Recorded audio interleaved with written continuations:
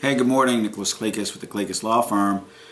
I don't know if you heard about the case up in New York near Rockland County. It's actually called New Square, where 7,000 Hasidic Jews live in a community. Hasidic Jews, if you don't know, are the highly Orthodox Jews with the long sideburns and the black hats. They almost look like Amish people, but they're actually Jewish.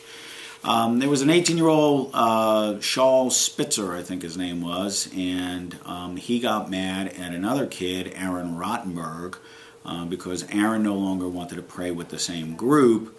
And some people say that it was the chief rabbi of the town that told Spitzer to do this, but the rabbi and Spitzer both deny it.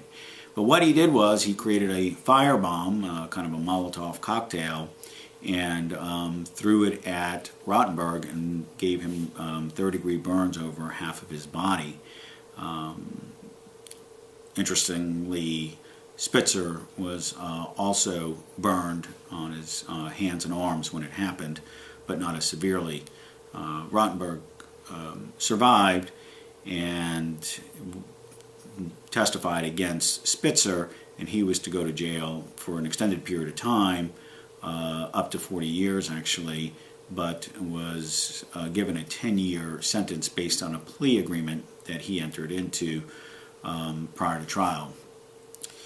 So it begs the question of what happens in our judicial system in America, in criminal court, when somebody is charged with a crime and probably is guilty of it and may be found guilty of it but takes a plea deal in place of the potential sentence.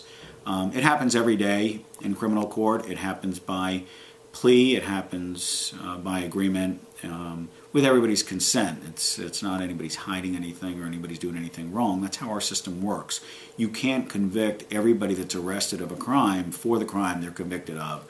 Our system works just that way, that you enter into an agreement to guarantee the incarceration, because anything could happen at trial. You could end up with a hung jury, you could end up with an acquittal, and so to save sometimes the victims or the victims' families the heartache of having to go back through the trial, a plea deal is struck just to avoid having to relive it due to post-traumatic stress syndrome and other factors.